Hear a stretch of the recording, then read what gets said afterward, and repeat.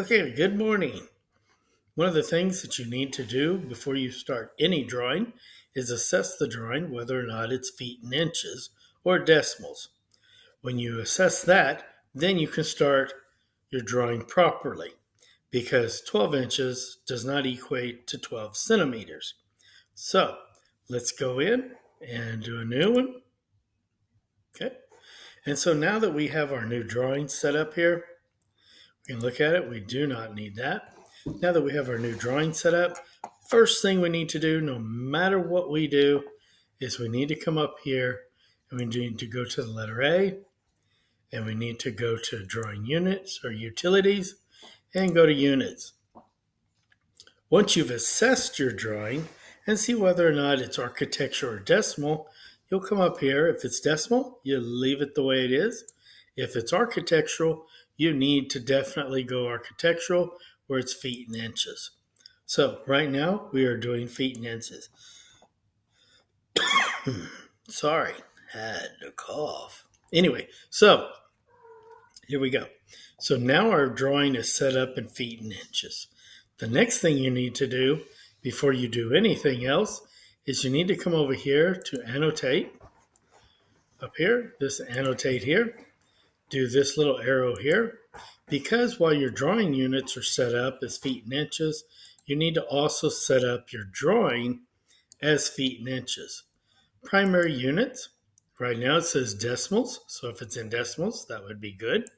But right now we're doing architectural, so it displays feet and inches properly.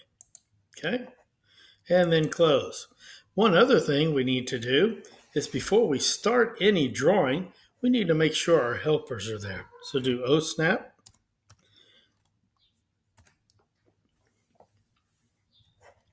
Now we see our O snap pulled up. We do not need object snap tracking. Okay. What we do need is to make sure our midpoint is there, our intersection, center, and endpoint. Very important. Another thing that's very helpful is polar tracking. Right now, it shows you every 90 degrees. But what if you're drawing, you look at it, and it says a 60 degrees? So you can come through here and look and say, well, is there a 60 degrees? The answer would be no. You could do 230s, but why would you want to guess on that? So then all you have to do is do additional angles, type new, and put 60 in there. And it's ready to put the 60 in there. Okay? You could do other ones if you wanted to. Like if there was a 120, you could also do that as well. Okay? So now that you're ready to start the drawing, go to the home. Then you go over here. When it wants you to do a box and fillet the box, it's always best to do a rectangle, but you need to pay definitely close attention because it will ask you down at the bottom what you want, how you want this rectangle to be.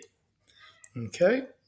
So it'll ask you the different types, whether or not you want it to be fillet or not.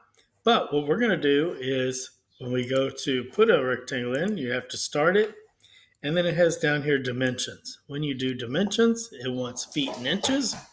It wants width, and it wants length.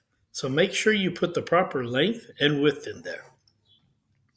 I'm going to show you the reason why we need to use those helpers. If I draw a line here, you can see that the green line shows that it's a straight line.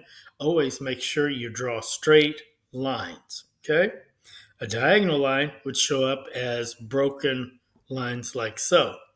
So if I go down, it will show me all the different angles that I need to do. Right now, I have the 90 going and the 45s. See? So it does say on there the 60. Let's see if I have a 120 going. Is that the 120? Yes, so we did put in the 60 and the 120.